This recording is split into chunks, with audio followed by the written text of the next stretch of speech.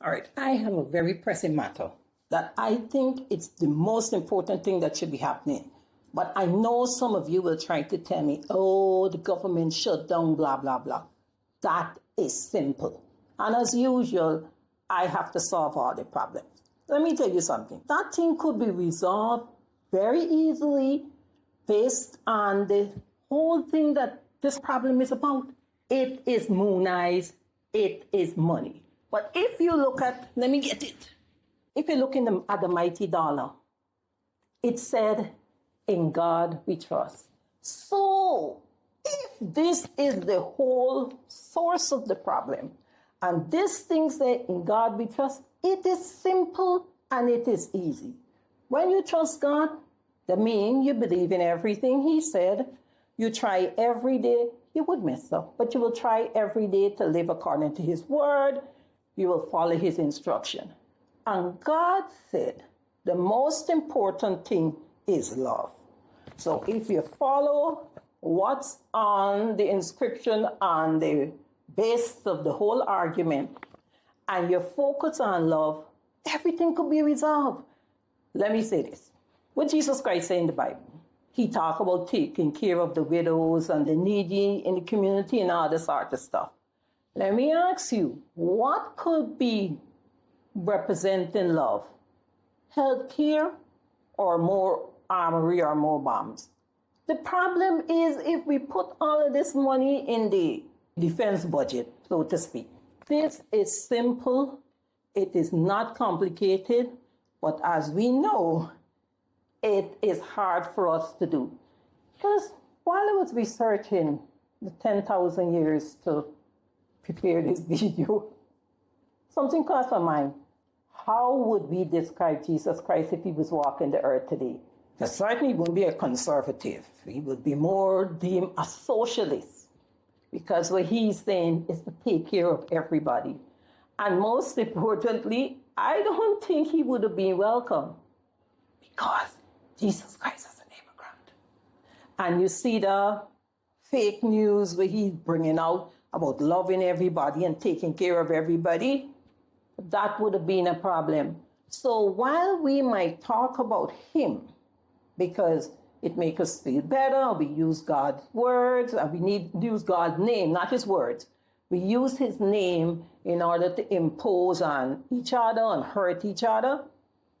We would not have liked, a whole lot of people wouldn't like Jesus Christ right now because of the things He used to say. God gave us a few mandates. The most important one, He says, love. But as believers or as Christians, because I believe if you are a real believer, some of the crap you won't do. You're a Christian. As Christians, what we do, we would, by ignore the part we talk about love, I guess there might be fake news, but we get involved in the things that He tells us not to do. There's like judge, criticize, hurt, deny people for no good reason. Because even if it is greed, regardless of how much money you get, you cannot take it with you. It will be left for other generations. And because of all the sins we might create now, that wealth that we leave for our generation won't be happiness. It will be full-blown burden. Because it comes with a lot of tears, it comes with a lot of hurt, it comes with a lot of anger. And the internet right now would never forget. 10, 15 years down the road, somebody going to dig it up. Even if you change your name, somebody going to dig up and see who you're related to. And it will come to hurt you. So you might be in your fancy house on your jet ski or wherever these rich people accumulate, and you still would be unhappy. So, since I solved the whole, great name, government lockdown, just go through it. Go to what the money said, in God we trust. And when you trust Him, you got to trust Him in spirit and in truth. You have to follow His direction. And when you fall, to go back to Him and ask forgiveness. And then He can give you a hug and He can give you direction. And when He see you going down a path that He know that you think it's right and is of Him, He's come and collect you and let you know that you're going down the right path. So since I solved the government shutdown thing, Everyone, stop looking at me in the tone of voice and listen to my problem, which is major. You might got to contact Leo at the Vatican and all the heads of state. You might have to tell those who are fighting in the Middle East to pause to help solve this major problem I have. How am I going to go back to living without a view like this? Tell me. Just tell me, how could I be living in a place where I would not have a view and experience like this? That is my challenge. So, my assignment to you guys, since everything is fine with your life now, let me go and find my stuff that fall.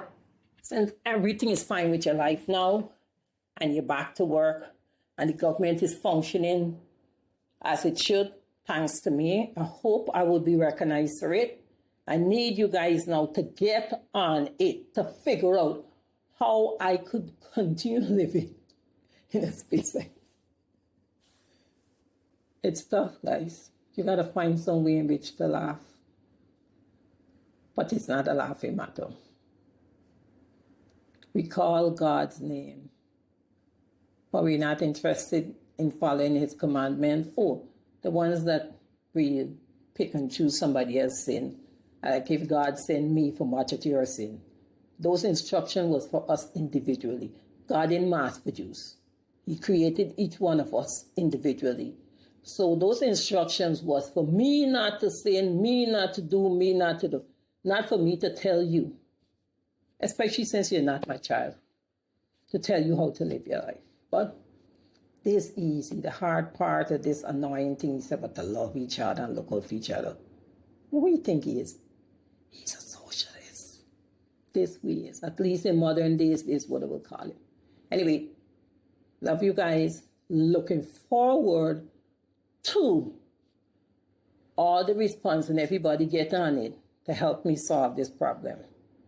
Because I helped solve one. I expect you guys to help to solve one. Take care. Have a blessed day. Bye.